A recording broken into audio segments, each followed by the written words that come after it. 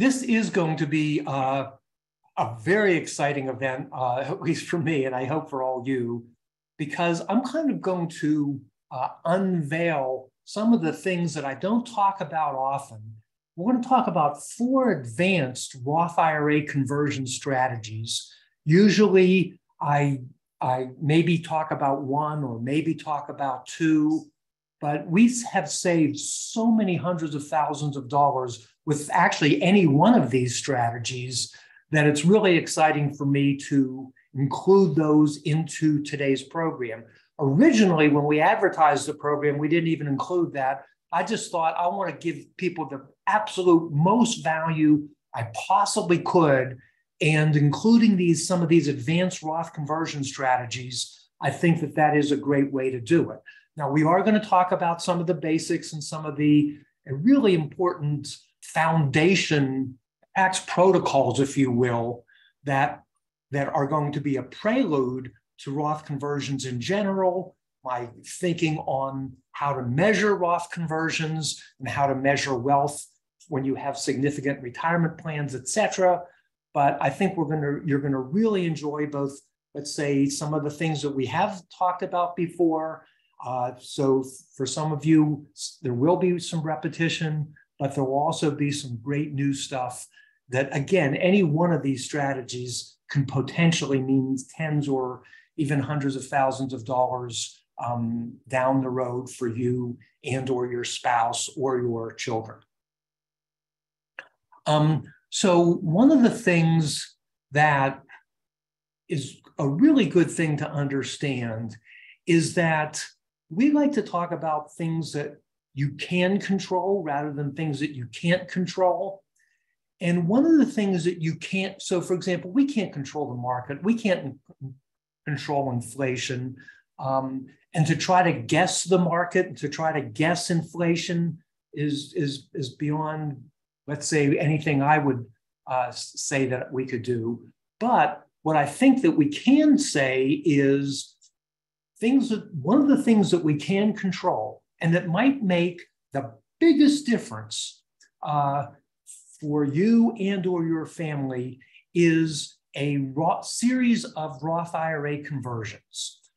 Typically, we don't do one huge one, but we typically do a series, often based on tax brackets, and that might be the most important action step that you can take to protect your family from massive taxation, which I think is particularly important these days because we are, just about to hit some significant tax increases, and I'll tell you why I think that that's going to happen.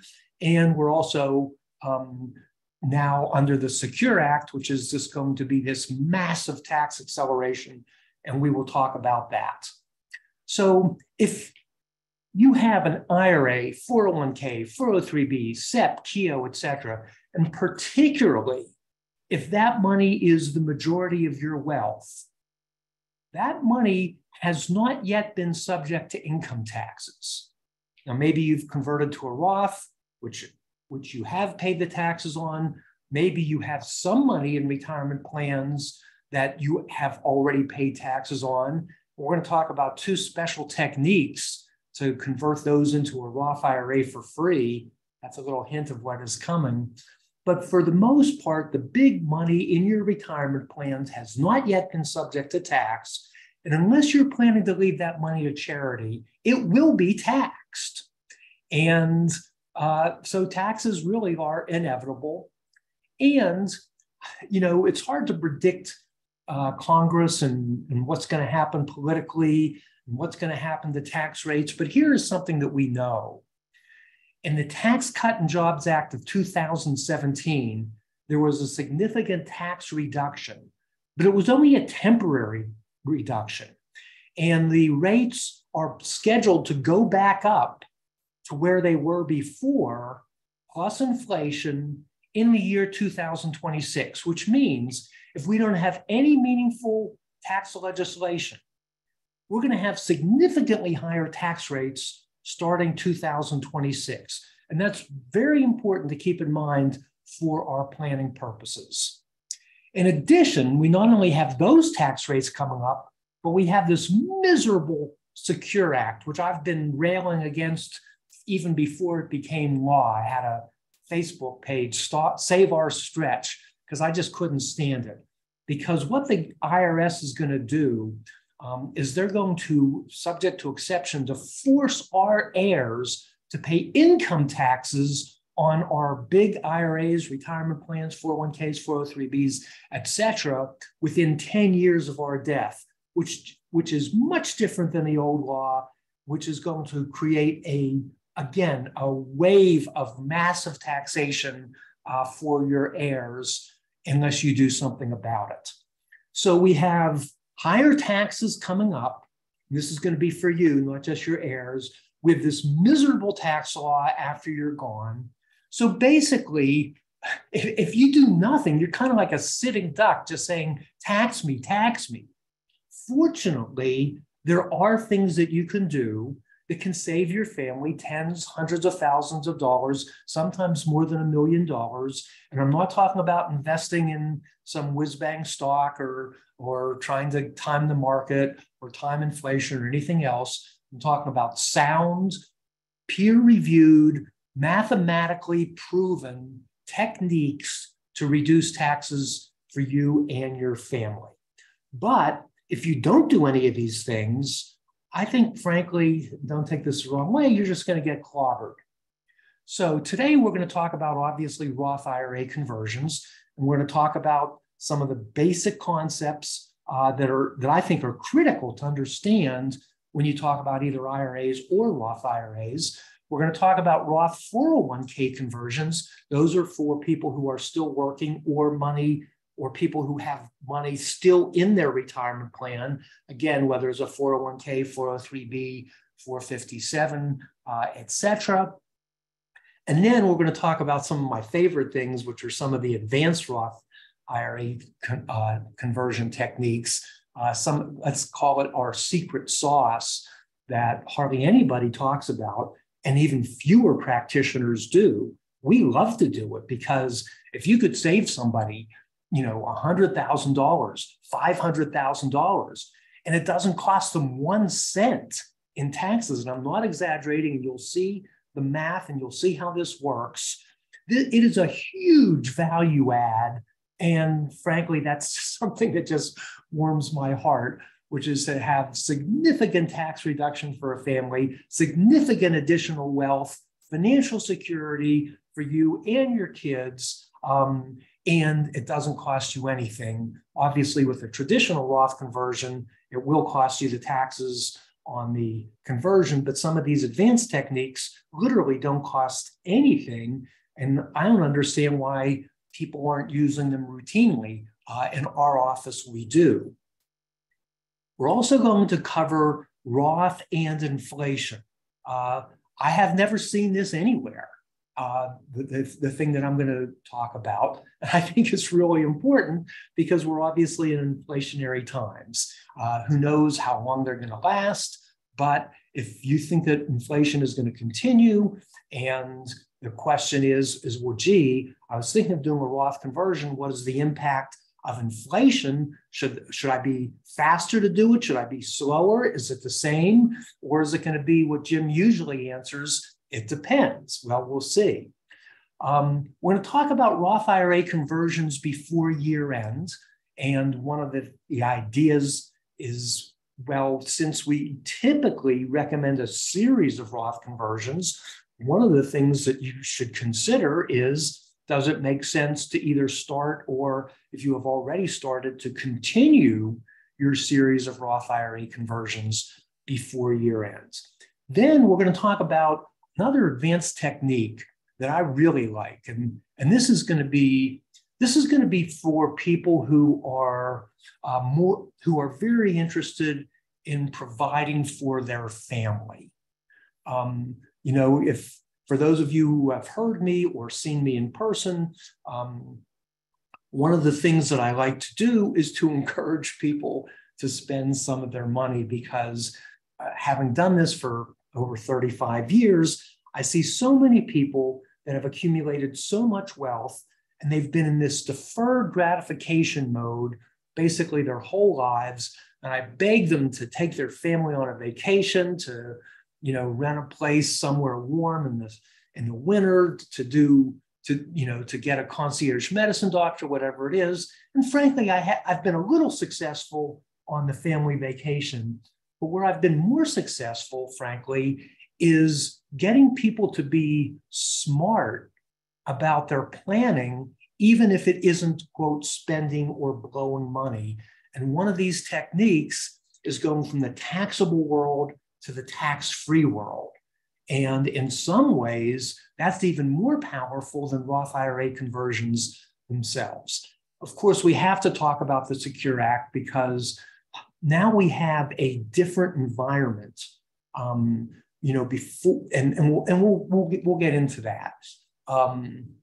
And the Secure Act is basically saying, okay, subject to important exceptions, and we're going to go through the exceptions, the IRA, 401k, 403b, SEP, KEO, et cetera, that you die with will be subject to income taxes within 10 years after your death. You might say, well, gee, Jim, you said before, all the IRAs, 401ks, 403bs, unless we're going to leave it to charity, are going to be subject to taxes. So the Secure Act is just saying you have to pay taxes sooner rather than later. And for those of you who have known me, I've been saying don't pay taxes now, pay taxes later, except for the Roth. I've been saying that since the Roth came around. And before that, it was just pay taxes later. Now we're going to even introduce an exception to pay taxes later, except for the Roth. And we're going to talk about going from the taxable to the tax-free environment.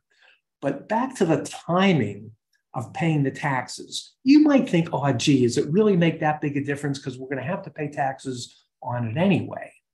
Well, let's take two examples. One is either the old law, or if you have somebody who qualifies for one of the exceptions to the Secure Act. My wife and I have a daughter who is 27 years old, and unfortunately, she has a disability that will prevent her from doing any meaningful work and holding a job. We're hoping, but let's say given today's medical environment, it is very unlikely that she will ever be able to work.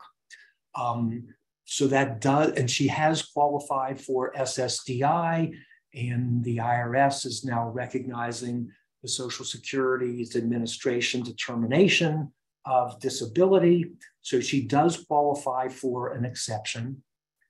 And if we leave, let's say, $1 million in our IRA, the trajectory of that $1 million over her life can be seen in the solid green line. And by the way, that's the same law in effect. Let's call it pre-2021 law or pre-2020 law, which was the child or the beneficiary of an inherited IRA could stretch or defer the taxation and the distributions on that inherited IRA over their lifetime. So that was what the old law was, or if you meet one of these limited exceptions. Today, if you don't meet that exception, you see the green serrated line? That shows 0. In other words, the difference between how your child is going to do in the long run, between the old law, where your child still has $2 million, versus today's law, where your child has 0. So this is not something to be taken lightly. This is something to say, oh my goodness, the change in the law made it so that instead of my child having $2 million towards the later part of their life, they're going to run out of money. What the heck can I do about that? I can't change the law. That's some of the things that we're going to be talking about today. Now, fortunately, there's some important exceptions to the Secure Act. One of them is the spouse. You can leave as much money to your spouse in your IRA, and your spouse uses the same rules of before the Secure Act, which generally means they do it's known as a spousal rollover. We prefer to use the term trustee to trustee transfer, which I'm not going to get into the differences. But anyway, your spouse can, in effect, do this trustee-to-trustee transfer into their own IRA, and then they take minimum required distributions just like you do, which is based on a factor determined in publication 590, which, to oversimplify, as subject to exception, is the joint life expectancy of somebody who is the IRA owner, or a spouse who inherits the IRA, and somebody deemed 10 years younger. So if your spouse, for example, has maybe a 17-year life expectancy, or maybe you do, because you're in your early 70s, you get this bonus, if you will, to do the joint life expectancy. So you take the joint life expectancy, maybe around 25 years, divide that into the balance. So the minimum required distribution becomes 4%, let's say, for the spouse, not for a non-spouse or somebody that doesn't meet these exceptions. I mentioned that one of the very critical exceptions is if you have a beneficiary, typically a child, it could be a niece, a nephew, a grandchild, et cetera, who is determined by the Social Security Administration as disabled or chronically ill. That is, let's say, one of my new areas of passion. It's actually always been with me, but let's say for confidentiality reasons, I didn't talk about it much because I didn't really want to talk about my daughter without her, let's say, full permission, which I now have. But anyway, we can help parents with a child with a disability, which is not what we're going to talk about today. But I will just say that that is coming up. And if you do have or know of anybody who has a child with a disability, we have a special website, disabledchildplanning.com. Again, disabledchildplanning.com, where we talk about that. And one of the things that we talk about for those children are Roth IRA conversions, and to be able to stretch the inherited IRA over the child's lifetime, something that you most likely and hopefully cannot do. There is an exception if your child is under 21. On the other hand, that doesn't last beyond age 21. So let's say your child, you die with a young child, there is no minimum required distribution until that child is 21, but then the 10-year clock starts when that child becomes 21. So it's really not that great an exception. One of the exceptions is if your beneficiary is less than 10 years younger than you. That will most likely apply if you are leaving money to an unmarried partner, which, by the way, I talk about, not today, but I talk about the financial benefits of getting married. One of these days, I want to write a book called Get Married for the Money. But anyway, that is one of the exceptions. The other one is if you are leaving money typically to a sibling who is not more than 10 years younger than you, then they can take minimum distributions based on the old rules, which would basically, they take their life expectancy, they divide that into the balance of the inherited IRA, and then that is how much they have to take as the minimum required distribution of the inherited IRA. We're going to talk about charities and charitable remainder trusts in the second session today, but this is what I will tell you that is new. We have a Section 7520 significant raise in the federal rates. And the impact of that is to make charitable remainder trusts much more attractive than they were even a year ago. Again, we're going to talk more about that on what I'll call the dying side, but that is an important exception to the Secure Act. So I mentioned the Tax Cut and Jobs Act of 2017 and how taxes are going to go up, but why don't we quantify it? And by the way, state taxes are going to go back up, meaning that the old exclusion was about $5 million. If you were married, about $10 million. Today, it's about $23 million if you're married. But again, unless there is a change, we're going to go back to $5 million plus inflation, or 10 million plus inflation if you are married. So we have these two really big tax increases coming, with Congress doing nothing, the president doing nothing. That is part of the sunset of the Tax Cut and Jobs Act of 2017. So why don't we quantify? So let's say, for discussion's sake, and you can hopefully see the tax rates. I have current tax rates on your right and old tax rates, which we think are going to be future tax rates, on the left. Let's concentrate on the number $340,000. And you'll see that that is, under today's rate, in the 24% bracket. Now, if we take that same number, $340,000, and we look at the old rates or the future rates, we see that instead of being in the 24% bracket, you're in the 33% bracket. That's huge, a 9% difference in the tax rates right off the top. Well, and you might be saying, oh, Jim, Jim, I don't make that kind of money. I'm at $100,000. Even let's say you're retired and you're taking, minimum required distribution and one, or if you're married, two Social Securities, and that pushes you to $100,000. So why are you even thinking about $340,000? Well, because you could potentially make a Roth IRA conversion, and I'm going to oversimplify now and say, let's say you're at 100, and you could go up to 340 and still be within some in the 22% bracket, and then most in the 24% bracket. And that could prepare you to save taxes at the 33% bracket, not to mention the long-term tax-free growth of the Roth IRA for you, your spouse, and an additional 10 years for your beneficiary. So this is kind of like the beginning of the math part, where we see that there is significant tax savings in the long run for Roth IRA conversions. Now, even without the tax increases, there's still significant benefits, but with the tax increases coming and the Secure Act, it's really important to protect yourself.